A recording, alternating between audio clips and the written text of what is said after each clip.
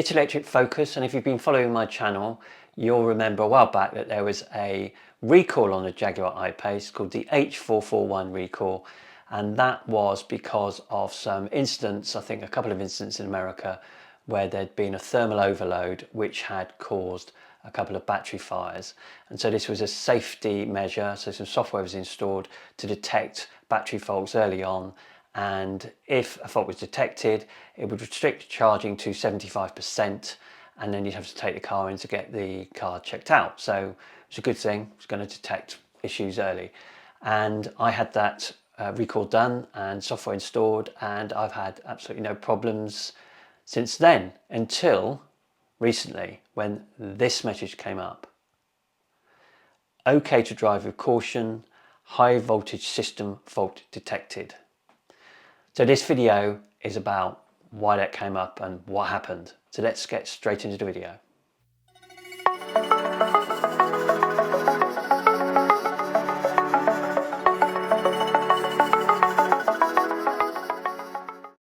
Recently, I had to go on a pretty long trip, around 350 miles.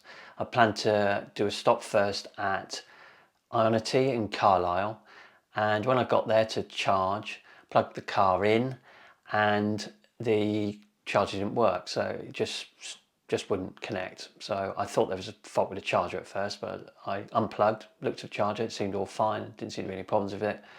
So I plugged it back in again, and the same thing happened. And then I noticed on the port that the light that's normally flashing white or green when it's working properly was flashing red.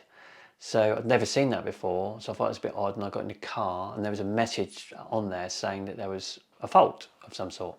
So I then tried again, I unplugged, started again, I even locked the car and unlocked it again, because I've had sometimes, that can help, and plugged it back in, and again though this fault came up.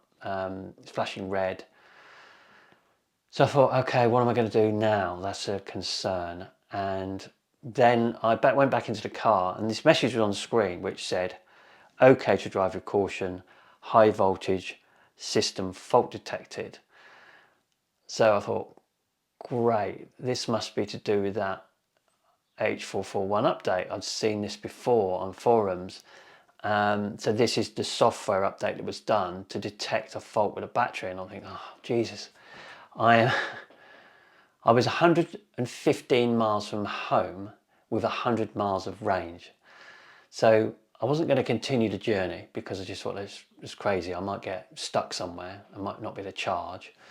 So I then thought I'll phone Jaguar and get their advice on it. So I phoned Jaguar Assist, and they said, because the car's over 3 years old, it's out of warranty, they can't help me. I need to go to my lease company. Now it's on a 4-year lease, so I wasn't concerned about that. I can get the AA out. But then when I thought about getting the AA out, I was thinking of this scenario where the AA is going to come out, they're not going to be able to fix anything. Then it's going to be a decision, what do I do? Do I try and drive it back home? Am I going to get home? Even if I drive really carefully, I've not got enough to get home. Could I get it to the Jaguar, which is closer, which had enough range to get there, get to the Jaguar garage and just leave it there? So these were the sort of scenarios, and this is what's going through my head.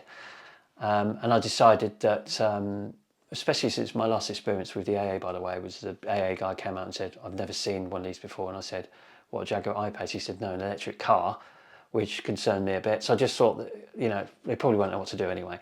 So I'm not knocking the AA, this is just what happened, right, that incident. But so I then thought the best thing to do is try and just get home. I might try one more time on the way back to charge to see if I could maybe even charge on a slower charger, see if that works. And then I'll try and get it back home or just drop it at Jaguar.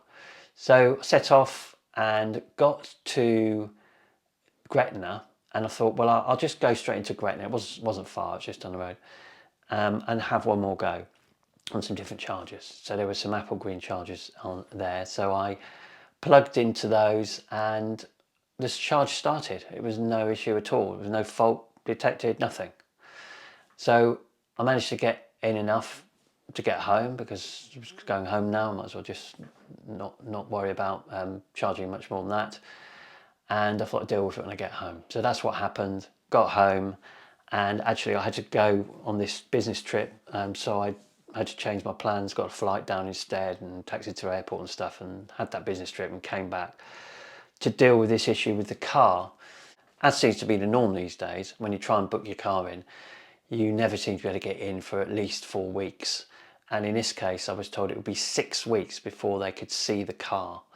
So that was a bit of a conundrum again, because, you know, what do I do? Do I keep driving the car and risk that there might be an issue? Is the car only going to charge to 75%? So I had all these sort of things to consider. I charged at home and it charged fine, and it actually charged over 75% to 100%. So then I'm thinking, well, is it actually a fault or not? It's a bit difficult to tell, but I couldn't sort of take any risks. I thought I'd have to get it looked at because this message had come up. So I didn't really do any long trips basically over that time, and I just charged at home and was having no problems with that. So I took the car into Jaguar, and it was there for a few hours, and I got a phone call to come and pick it up. And when I got there, I asked the person who was there, you know, what was done, you know, what was the issue, what was the fault? And they said that, oh, it's all fine, everything's been tested, we've tested it on a high power charger, it's all working fine. And I said, well, I kind of need a bit more information. I want to understand what the problem was, how it's been fixed, so I feel confident that the problem's gone away. And so they got the engineer out in the end, because they didn't really know how to explain it to me. And the engineer said to me that they'd tested the battery, that there was no fault on the battery, that they tested it on a high powered charger and it was charging absolutely fine. They'd done some sort of reset. I didn't really understand what it was, but they said they'd done some sort of reset and it should be fine.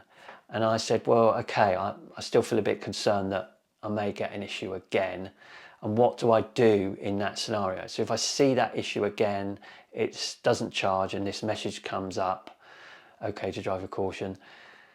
And he actually said, look, sometimes it's just a glitch, and if you lock and unlock and lock and unlock the car, then you might find it just clears, and you can just clear it and you'll never see it again, or you won't see it again.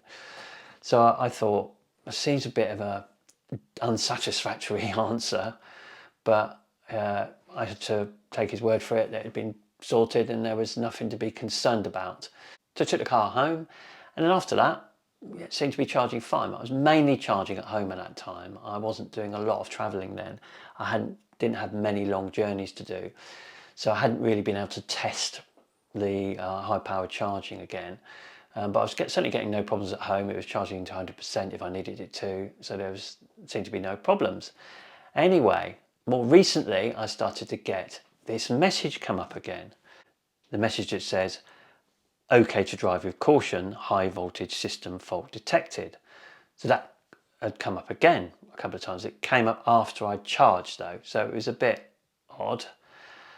And I'm starting to try and work this out now. I'm thinking, well, why did it come up after the charge? It just seems a bit odd, and clearly I was going to say clearly it's the same problem, but I don't know, it could be a different problem, but just seemed a bit of a coincidence that, you know, first few times I do a fast charge, that I get this message come up after the charge. Anyway, I pressed clear and it just cleared.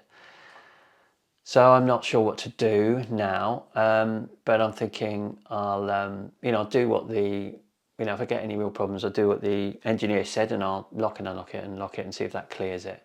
Anyway, it didn't seem to be an issue. I was able to drive the car again. I got my car home. I tried charging to 100% to check that this wasn't restricting it to 75%, which would indicate there is a real fault. So I thought maybe it's just a software glitch.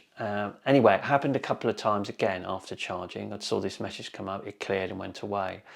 But I'm thinking I need to get this checked because it just doesn't seem right. It doesn't make sense. So I plan to speak to Jaguar and get it booked in. It was due to have an MOT anyway. And I went on a journey very recently, and I just went into charge. I didn't actually need to charge. I could get to the whole destination, but you know, it's one of the things about electric cars. You don't always need to charge. but you need to stop sometimes, right? Because that's what you do. You stop because you need a break. And that's what I needed. That I thought I might as well charge while I'm having a break. So I plugged it in and I had this problem again where it started flashing red and this fault came up and I couldn't get it to charge, and I tried 3 times, it didn't work. So I'm thinking, oh God, and lo and behold, I'm in exactly the same position as I was last time. 115 miles from home and 100 miles of range. So I'm thinking about the same scenario I was last time, but then I'm trying to think logically about what might be causing this, because it's only happening after the car's charged, or it's happening in this case when I've stopped to charge after quite a long drive. So I'm thinking that maybe the software, because the battery's getting warm, the software is thinking there's an issue because the battery's warm. I mean, look, I don't know that's the case. It could be a genuine fault, but it just seems to me like that could be the case. So on that basis, I thought I'll leave it for 10 minutes and I'll come back, and therefore the battery's had a bit of time to cool down, and I'll try again. And that's what I did. Lo and behold, charged, no problem at all. So I'm starting to think that's probably the issue. I don't know, but it just seems a bit of a coincidence. It seems to be when the battery's warm that it happens, because I'm charging at home, no problems at all. And when you're charging at home, your car's been sitting there for a while, because I do overnight charging all the time to get the cheapest rate. And so it's cool when it starts to charge, and it's charging slowly, so the battery never really gets to too high temperature. So that's why I never see any issues.